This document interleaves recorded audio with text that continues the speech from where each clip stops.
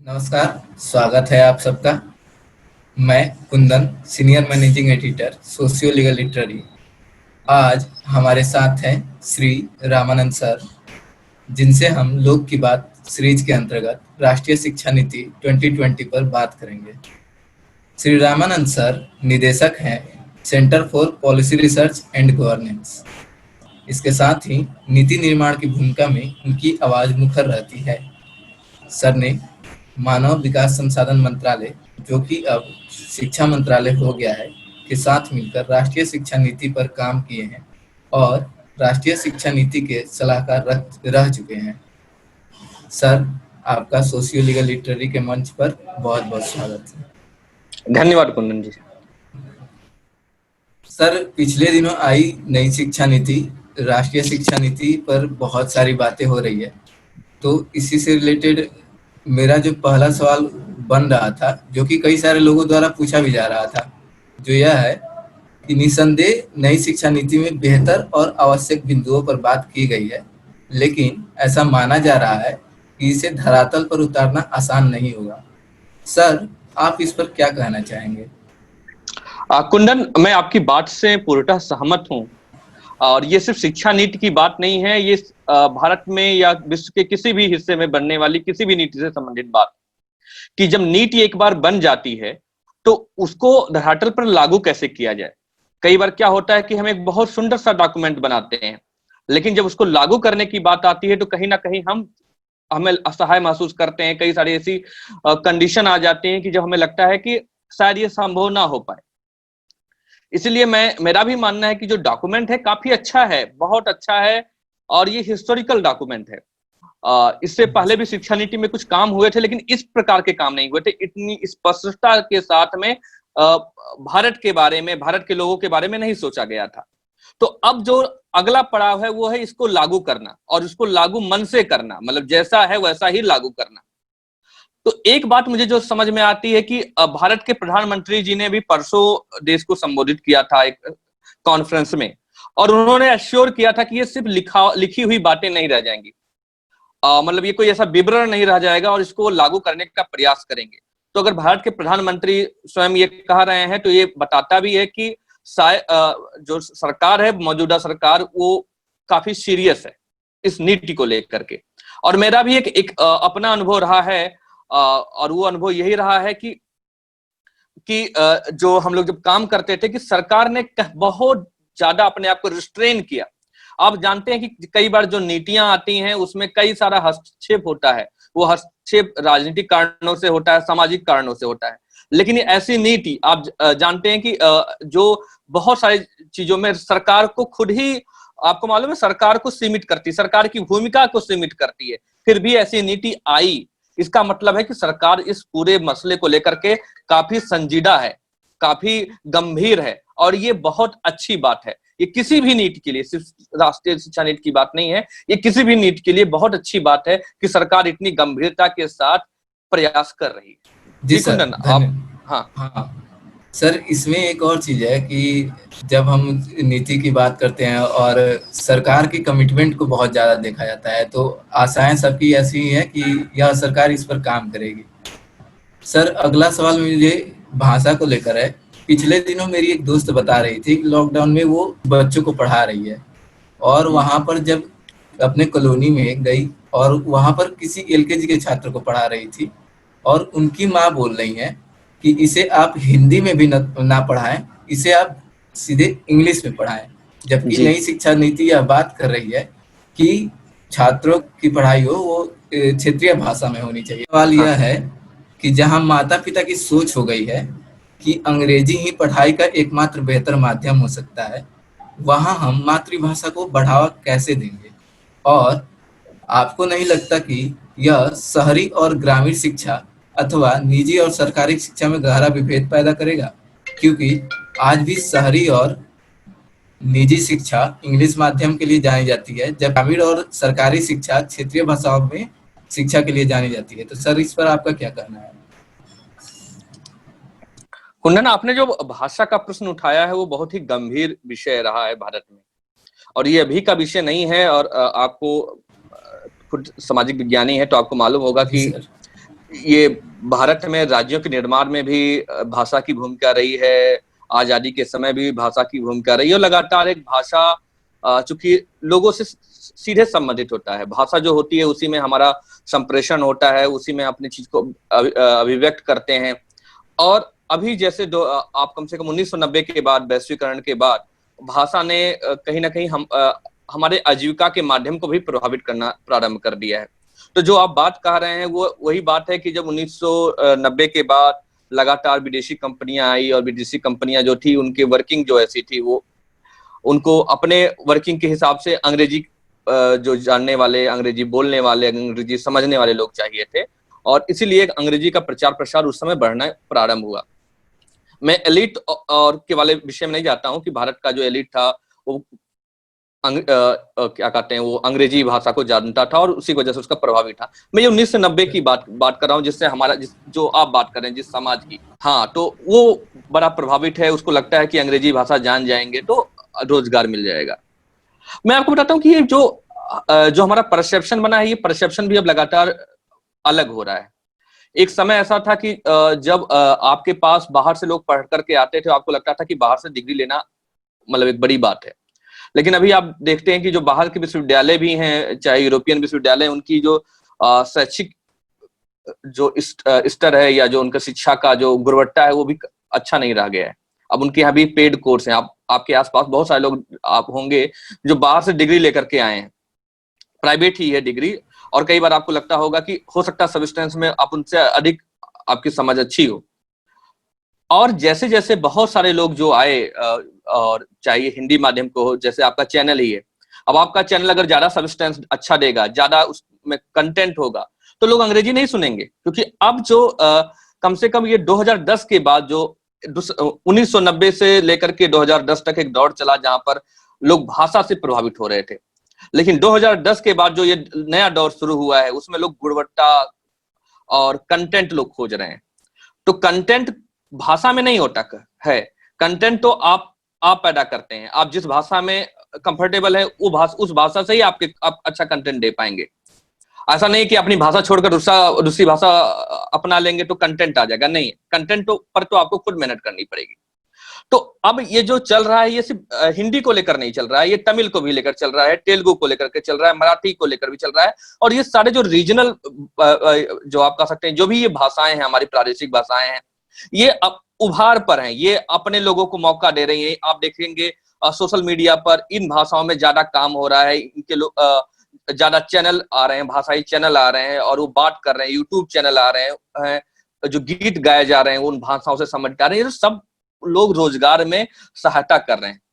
अंग्रेजी अगर देखिए, अंग्रेजी का ये फायदा भी है और नुकसान भी है, क्योंकि अंग्रेजी सब जान जाएंगे तो वो डिसेंट्रलाइज नहीं हो पा रही है, डिसेंट्रलाइज नहीं हो पा रही, तो ये उसका नुकसान भी है। अगर एक ही चीज को जानने वाले ज्यादा लोग हो जाएंगे तो मार्केट के लिए नुकसान भी है।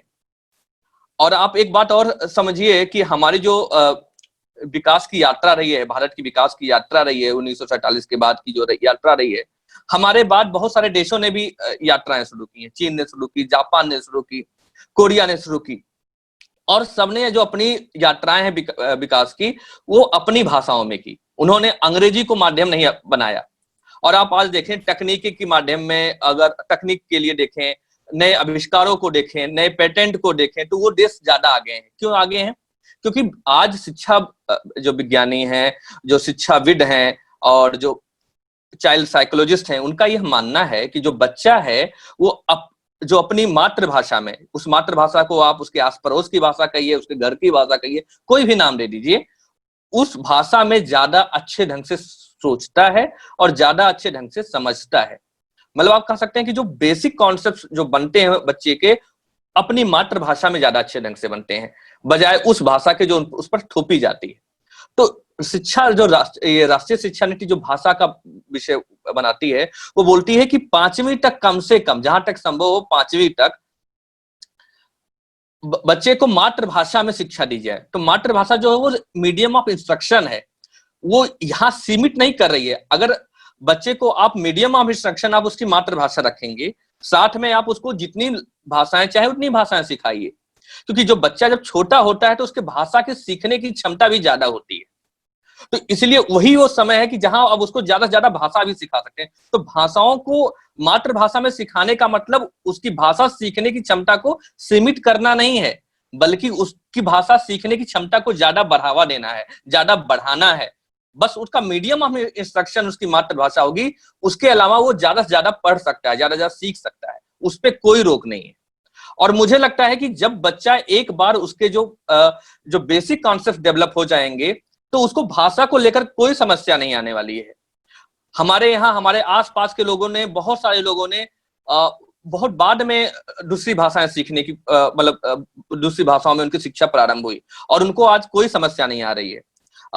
दिल्ली के कई सारे स्कूल हैं और ऐसे कई सारे ऐसे प्रायोगिक स्कूल चल रहे हैं जो मातृभाषा में शिक्षा देते हैं। कुछ विद्यालयों का नाम आप जानते होंगे, कुछ विद्यालयों का नाम मैं जानता हूं। उन विद्यालयों का नाम लेकर के कोई फायदा नहीं है, लेकिन ऐसे बहुत सारे विद्यालय भारत में चल रहे हैं जो मातृभाषा में शिक्षा देते हैं और वहां बहुत अच्छा परिणाम सामने आ रहा है। हमें क्या करना है, हमें अच्छे भाषा अध्यापक तैयार करने हैं, अच्छा माहौल देना है, बच्चे अपने आप अच्छा करेंगे। आप जो बात कह रहे थे कि ग्रामीण और शहरी और निजी और सरकारी में जो अंतर आया है, वास्तव में इस अंग्रेजी भाषा ने या एक भाषा पर निर्भर, अंग्रेजी भाषा भी नहीं मैं कहूंगा, एक भाषा पर निर्भरता ने यह अंतर पैदा किया। अगर सभी बच्चे एक जैसी शिक्षा पाएंगे, गुणवत्तापूर्ण शिक्षा एक जैसी पाएंगे, तो सभी बच्चे अपनी अपनी भाषाओं में अपने अपने क्षेत्रों में अच्छा करेंगे, फिर ये अंतर कम हो जाएगा। आप ध्यान रखिएगा कुंदन जी, वास्तव में ये शिक्षा ही है जो भेद पैदा करती है। ये शिक्षा ही है जो भेद पैदा करती है। अगर शिक्षा सबको समान रूप से और समान गुणवत्ता की मिलनी प्रारंभ हो जाएगी तो ये भेद खत्म हो जाएगा। और मातृभाषा का जो माध्यम है वह एक, समझ लीजिए, एक पहली सीढ़ी है, पहली सीढ़ी है उस दिशा में। जी सर। सर मुझे यहाँ पर लगता है कि शायद मातृभाषा को लेकर और इस पर सरकार को और भी काम करने होंगे, क्योंकि सरकारी स्कूलों की जो भाषा होती है और प्राइवेट स्कूलों की दोनों को अलग होती है। तो कुछ ऐसे नियम बनाने पड़ेंगे आगे चलकर जो कि सिमिलर मतलब समानता ला सके उन दोनों में। तो वास्तव में राष्ट्रीय शिक्षा नीति जो है वो यही बात कर रही है कि सभी प्रकार के स्कूल इसको लागू करें। और वास्तव में जो आपने जो पहला आपका प्रश्न था कि वास्तव में जो राष्ट्रीय शिक्षा नीति है, वास्तव में ये तो एक आप कह सकते हैं विजन डॉक्यूमेंट है, दिशा निर्देश है। इसके लिए सरकार को प्लान ऑफ एक्शन लाना पड़ेगा और ये अश्योर करना पड़ेगा कि निजी स्कूलों में और सरकारी स्कूलों में दोनों में शिक्षा नीति लागू हो। शिक्षा नीति के जो महत्वपूर्ण सुझाव हैं वो लागू हो, उनमें से मातृभाषा भी एक है। सर जो नई शिक्षा नीति है इसमें स्वायत्तता को लेकर बहुत सारी बातें कही गई है, खासतौर पर संस्थानिक स्वायत्तता को लेकर, क्योंकि ऐसा माना भी जाता है कि राजनीति से ये सारी संस्थाएं दूर रहनी चाहिए। और इसमें इस नीति में एक और चीज बात कही गई थी कि आर्थिक रूप से स्वायत्तता की भी बात की गई है संस्थानों की। सर तीसरा क्वेश्चन मेरा यह है कि इस नीति में शिक्षण संस्थानों को आर्थिक रूप से स्वायत्तता देने की बात कही गई है। इससे लोगों के मन में डर है कि शिक्षा का व्यापारीकरण और निजीकरण आसान हो जाएगा। यह डर इसलिए भी है क्योंकि इस नीति में निजीकरण और व्यापारीकरण के मुद्दे पर साफ तौर पर कोई बात नहीं कही गई है। आपका इस पर क्या मानना है सर? कुंदन, जो आपने विषय उठाया है काफी रिलेवेंट है और इसको लेकर के बार बार ये आशंका जताई जा रही थी समाज के द्वारा, शिक्षाविदों के द्वारा कि ऐसा हो रहा है क्या। तो मैं जो शिक्षा नीति पढ़ता हूं, मुझे ऐसा कहीं लग नहीं रहा है कि वो व्यापारीकरण की बात कर रहे हैं। अगर शिक्षा नीति कोई बात करती है तो व्यापारीकरण के विरोध में बात कर रही है। निजीकरण के मैं बहुत खिलाफ नहीं हूं। मुझे लगता है कि शिक्षा का जो क्षेत्र है, कम से कम जो उच्च शिक्षा का क्षेत्र है, सरकार उच्च शिक्षा का पूरा जो भार है नहीं वहन कर पाएगी। हमारी जो जनसंख्या 135 करोड़ है और 135 करोड़ को उच्च शिक्षा में सबको उच्च शिक्षा देना एक तरीके से ऐसा ख्याल है कि जो हम नहीं, अरे मतलब मैं नहीं सोच पाता हूं। मुझे लगता है कि उच्च शिक्षा ऐसी है कि जो व्यक्ति को खुद ही अर्न करनी चाहिए।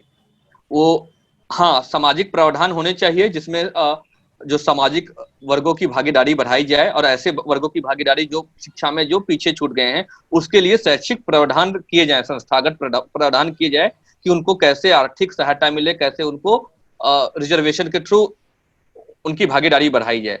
लेकिन सभी के लिए फ्री कर दिया जाए, ये मैं नहीं मानता हूं, क्योंकि बहुत सारे ऐसे लोग हैं जो शिक्षा वहन कर सकते हैं, बहुत सारे ऐसे लोग हैं जो उच्च शिक्षा नहीं चाहते हैं, कई बार कुछ वो और कैरियर पाथ चाहते हैं अपना। तो ये हम यूरोपीय देशों का एग्जाम्पल ला करके ये ऐसा बोले कि स्कैंडिनेवियन कंट्रीज में उच्च शिक्षा फ्री है, जर्मनी में फ्री, इसलिए हम भी कर दें। आप किसी भी बड़े देश को देखिए जहां पर मतलब जिसकी जनसंख्या ज्यादा है, वहां पर उच्च शिक्षा फ्री नहीं हो सकती है। इवन अमेरिका में उच्च शिक्षा फ्री नहीं है, लोग बहुत बाद में आते हैं। यूके में उच्च शिक्षा फ्री नहीं है, चीन में भी उच्च शिक्षा फ्री नहीं है। उच्च शिक्षा आप की जब हम बात करते हैं तो हमें मानना चाहिए कि उच्च शिक्षा करते समय आदमी ये ना सोचे कि उच्च शिक्षा करनी है इसलिए किया जाए, उसका अपना विजन क्लियर होना चाहिए कि उच्च शिक्षा के बाद हम क्या करेंगे। तो जैसे अगर आपने ध्यान दिया होगा कि भी इस शिक्षा नीति में भी कई सारे ऐसे प्रावधान किए गए हैं कि जैसे जो मल्टीपल एग्जिट है, कि अगर ग्रेजुएशन 4 ईयर का है, फर्स्ट ईयर के बाद सर्टिफिकेट मिल जाएगा, सेकंड ईयर के बाद हो जाएगा। तो सरकार यह प्रयास कर रही है कि स्टूडेंट के हर साल का, हर समय का ठीक से उसका वैल्यू किया जाए। ऐसा ना किया जाए कि 3 साल का कोर्स अगर बच्चे ने 2.5 साल में छोड़ दिया तो उसके हाथ में कुछ ना आए। और ये भी है कि अगर वो 4 साल का कोर्स कर रहा है तो उसे मालूम होना चाहिए कि उसके बाद उसको मास्टर्स करना है या उसके बाद उसको पीएचडी करना है। ऐसा ना हो कि वो 4 साल का कोर्स करने के बाद वो फिर सोचे कि हम क्या कर रहे हैं। जी सर। फिर 4 साल का कोर्स कर रहा है तो 1 साल लगा करके मास्टर्स करे, फिर मास्टर्स कर रहा है तो उसको मालूम होना चाहिए कि उसका हायर एजुकेशन में उसको जाना है या उसे अपने संबंधित विषय को पढ़ना है। अब रही बात जो आप बोल रहे हैं कि स्वायत्तता का जो विषय है वो क्या कहीं ना कहीं कमर्शियलाइजेशन की तरफ नहीं जा रहा है, मुझे लगता है कि ऐसा जा नहीं रहा है। और मुझे लगता है कि भारत सरकार को भी और या जो नीति निर्धारण करने वाले हैं, इसके बाद जो इसको लागू करने वाले हैं, उनको स्वायत्तता का जो प्रश्न है गंभीरता के साथ और धीरता के साथ इसको देखना चाहिए।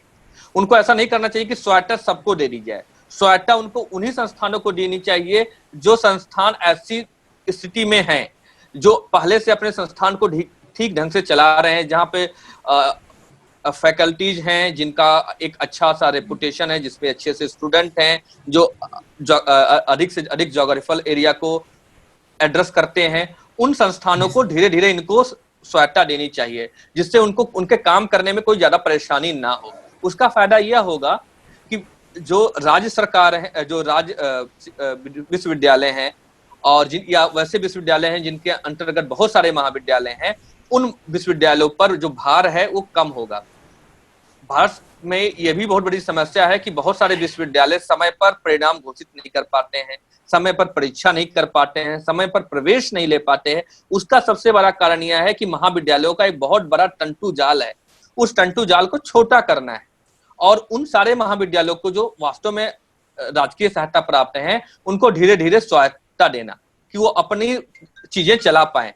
तो उन संस्थानों को स्वायत्तता देने से यह नहीं हो रहा है कि व्यापारीकरण नहीं हो रहा है। लेकिन यह बात ध्यान में रखनी है जो आप कह रहे हैं, कि यह भी ध्यान रखना है कि उनकी जो फी है और उनमें जो जेंडर का विषय है, उनमें जो सामाजिक समावेशिता का विषय है, वो लगातार उस पर दृष्टि रखनी आवश्यक है। क्योंकि अगर कुछ समस्याएं होंगी इम्प्लीमेंटेशन में, तो जो सबसे बड़ा वर्ग जो इससे प्रभावित होगा वो यही होगा। क्योंकि अभी भी भारत में यह नहीं है, विशेषकर आदिवासी, हमारे एसटी और महिलाओं में की जो जीआर में हिस्सेदारी है वो अभी भी काफी कम है। अगर उस हिस्सेदारी पर काम करना है तो हमें यह ध्यान रखना है कि उनकी सहभागिता बढ़े। उनकी सहभागिता किसी भी कारण से, अगर ऐसा हल्का सा भी संदेह आ रहा है कि स्वायत्तता के विषय की वजह से कुछ चीजें हो सकती हैं, तो उसको लेकर के थोड़ा सा गंभीरता से देखें, इंप्लीमेंट करते समय उस कारक पर ज्यादा ध्यान दें। लेकिन मुझे अभी तक स्वायत्तता से व्यापारीकरण तुरंत नहीं ऐसा कुछ दिखाई नहीं पड़ा कि स्वायत्तता से व्यापारीकरण हो जाएगा, क्योंकि दोनों विषय अलग अलग है। स्वायत्तता सरकारी संस्थानों को भी दी जाएगी। जी सर, अभी आप जितनी बातें रखी उसी में से एक दो प्रश्न मेरे अगले ऐसे ही कुछ हैं, जैसे रिजर्वेशन की बात हुई और स्वायत्तता जो राज्य के जितने भी शिक्षण संस्थान है उनकी स्वायत्तता की बात हुई। सर, तो अगला क्वेश्चन यह है कि एक तरफ हम अपने शैक्षणिक संस्थानों में विभिन्न स्तरों पर आज भी रिजर्वेशन को पूरी तरह लागू नहीं कर पाए हैं, यहाँ तक कि देश के सर्वोच्च शिक्षण संस्थानों में आरक्षित सीटें या तो पूरी तरह भर्ती नहीं है या फिर आरक्षित वर्ग के छात्र कॉलेज ड्रॉप आउट ज्यादा करते हैं। इस विजन डॉक्यूमेंट में कहीं भी आरक्षित या हाशिए पर के लोगों की शिक्षा पर बात नहीं कही गई है। अपवाद के रूप में एक दो जगह पर बातें लिखी गई है, लेकिन प्रॉपर फ्रेमवर्क नहीं दिया गया है। आपको नहीं लगता कि यह वर्तमान जो नई शिक्षा नीति आई है वह वर्तमान सामाजिक रिक्तता अथवा भेदभाव को बढ़ाएगी? जी सर। कुंदन कुंदन, मैं आपकी बात समझ रहा हूं, लेकिन मैं आपकी बात को से पूर्णतः सहमत नहीं हूं, क्योंकि मैं डॉक्यूमेंट को मैंने पढ़ा जी है, सर। और डॉक्यूमेंट में पेज नंबर 3 से लेकर पेज नंबर 6 तक 4 पेज में इस बात को बारीकी से रखा गया है कि कैसे जो हाशिए पर जो समाज है या जो सामाजिक वंचित लोग हैं उनकी शिक्षा का कैसे प्रबंध हो। और विभिन्न जो समूह हैं, चाहे वो सामाजिक वंचित समूह हो, चाहे आर्थिक वंचित समूह हो, चाहे लैंगिक वंचित समूह है, सब पर यह बात रखी गई है। मतलब सारे समूहों के बारे में बात की गई है। इवन जो ऐसे समूह जिनकी सीखने की क्षमता जो है ना, वो भी कुछ कई बार होती है, उनकी कुछ विशेषताएं होती हैं, उन समूहों के बारे में भी पहली बार उनको पहचाना गया है और उन पर यह बात की गई है। फिर आप देखेंगे तो हायर एजुकेशन में भी इस चीज को फिर से बताया गया है। हायर एजुकेशन में भी अगर आप देखेंगे तो इस पर फिर विस्तार से चर्चा हुई है। पॉइंट नंबर 14 अगर आप ध्यान से देखेंगे तो ऐसा नहीं है। हाँ, ये एक बात आप जो कह रहे हैं कि इसमें शब्दावलियों की बात है, तो यहाँ इसमें एक दूसरी शब्दावली का प्रयोग किया गया है, और उस शब्दावली का नाम है एसडीईजी ग्रुप। तो एसडीईजी इसका मतलब है SEDG, socially economic deprived group. आप एक बार अगर डॉक्यूमेंट देखेंगे तो इस शब्द के बारे में बार बार बात हुई है, और इसी शब्द के इर्द गिर्द सारी चीजों की मतलब पहचान की गई है। तो यह आवश्यक नहीं है कि जो चीजें हम खोज रहे हैं या जिन शब्दों के माध्यम से हम चीजें खोज रहे हैं वो शब्द नहीं है, तो इसका मतलब उस विषय की बात नहीं की गई है। विषय उठाया गया है, वो विषय उठाया गया है, वह शब्द नहीं है। तो जैसे अगर आप एसईडीजी की बात करेंगे तो socially and economically deprived group के बारे में बार बार बात हुई है।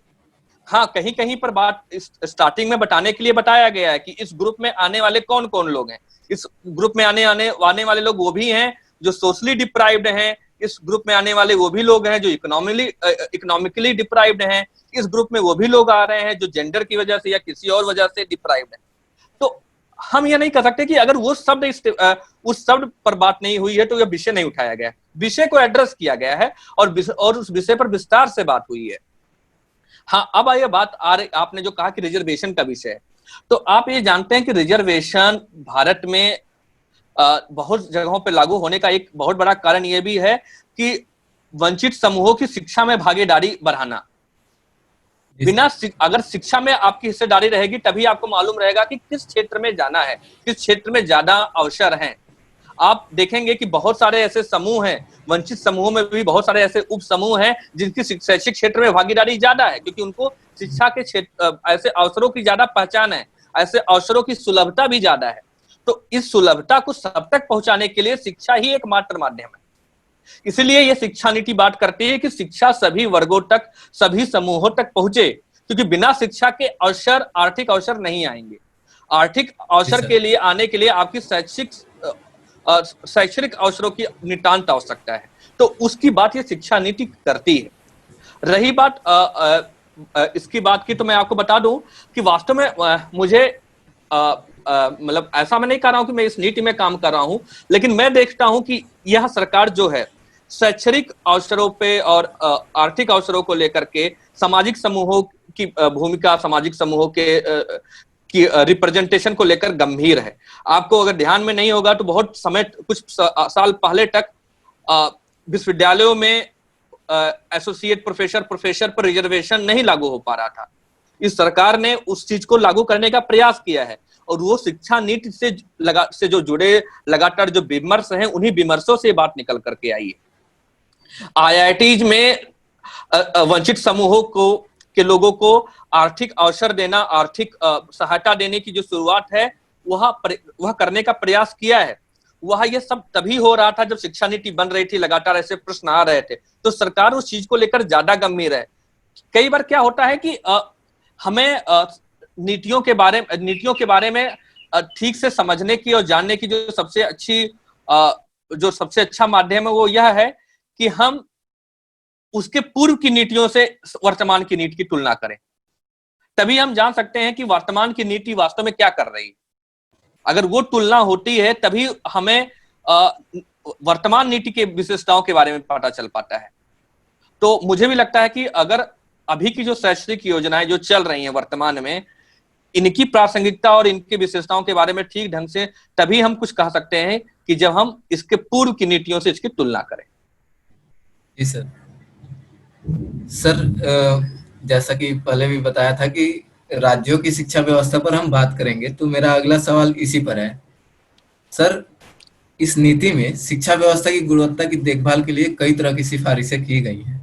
जी, यह न केवल छात्रों की गुणवत्ता को देखेगी, बल्कि शिक्षकों की गुणवत्ता को भी देखेगी। लेकिन सर, बिहार और उत्तर प्रदेश जैसे राज्यों में जहां शिक्षा एक माफियों का धंधा हो गया है, इसलिए और ऐसे माफियों ने ऐसे डिग्री कॉलेजेस बनाई हैं जहां पर अक्सर या तो कॉलेज होती ही नहीं है, या फिर एक कमरे की कॉलेज होती है, या फिर कई बार कॉलेज सिर्फ कागजों पर चलती हैं। तो मेरा सवाल यहाँ पर यह है कि इसे रोकने के लिए सरकार, केंद्र सरकार किस तरह का कदम उठाएगी? क्योंकि एक तरफ जो शिक्षा है वो समवर्ती सूची का विषय है, और राज्यों की इच्छा शक्ति यह नहीं लगती कि वो इसमें कुछ बदलाव करना चाहते हैं। कुंदन जी, मेरा इस बात को लेकर के मानना है, आप जो विषय बता रहे हैं ये बहुत सारे राज्यों में यह समस्या है। मुझे नहीं लगता कि कोई भी प्रदेश इससे अछूता है। सभी जो प्रदेश हैं वह किसी ना किसी प्रकार से इसे परेशान है।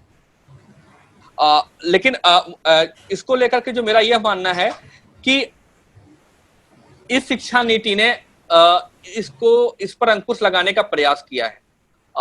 यह शिक्षा नीति बोलती है कि जो स्टैंड एलोन इंस्टीट्यूशन है, जो ऐसे इंस्टीट्यूशन जो एक प्रकार का कोर्स चलाते हैं, ऐसे इंस्टीट्यूशन जो आप कह सकते हैं जैसे बीएड चलाते हैं या एक चीज चला रहे हैं, ऐसे इंस्टीट्यूशन को बंद किया जाएगा। ऐसे इंस्टीट्यूशन को तभी चालू किया जा सकता है जब वो मल्टी डिसिप्लिनरी मोड में आ जाए, जब वो कई प्रकार के कोर्स, कई प्रकार के पाठ्यक्रम मतलब ऑफर करने लगे। तो ऐसे संस्थानों की और ऐसे संस्थानों की भूमिका की पहचान या शिक्षा नीति करती है, और उसके लिए वह मतलब सुझाव यह दे रही है कि अगर आपने इसके पहले की जो नीति है, जो कस्तूरी रंगन कमेटी की रिपोर्ट है, तो उसमें उन्होंने बाकायदा नंबर दिया कि कैसे कितने संस्थान ऐसे चल रहे हैं और इनको क्यों बंद करना या इनको क्यों अन्य संस्थानों में इनकी जो चलाने की भूमिका है इनको परिवर्तित करना आवश्यक है। दूसरी बात जो आपने कही है वो बड़ी अच्छी बात कही है, उससे मैं जुड़ा एक विषय बताता हूँ। भारत में कम से कम बोर्ड की वजह से, 10th और 12th के बोर्ड की वजह से कोचिंग कल्चर बहुत ज्यादा प्रभावी है। या जो शिक्षा नीति है इसी कोचिंग कल्चर को कम करने की बात करती है। या शिक्षा नीति बताती है कि बोर्ड के एग्जाम को महत्व देना है, लेकिन इतना नहीं महत्व देना है। अगर वो व्यक्ति हायर एजुकेशन के लिए या फिर जॉब के लिए जा रहा है तो उस पर ज्यादा जोर दे रही है। शिक्षा को एक अनुभव का विषय बता रही है कि ये भी एक पड़ाव है। बोर्ड का एग्जाम कोई बहुत बड़ा लड़ाई नहीं है जिसको जीतना है, यह एक पड़ाव है, शैक्षणिक पड़ाव है। तो इस प्रकार के जो बुनियादी परिवर्तन करके वो ऐसे जो इस प्रकार के उपक्रम है समाज में, चाहे वो आपने जो बताया जो निजी संस्थानों का जो कब्जा है या जो कोचिंग संस्थानों का कब्जा है, उनको कमजोर कर रही है। मैं तो ये या नहीं किया जा सकता है एक समाज में, लोकतांत्रिक समाज में, कि आप किसी भी चीज को ऐसे बंद कर दें, ऐसा संभव नहीं है। लेकिन उस संस्थानों की जो पकड़ है उसको कमजोर करने का प्रयास किया जा सकता है, और यह जो राष्ट्रीय शिक्षा नीति है ऐसा करने का प्रयास करती है। जी सर, धन्यवाद सर।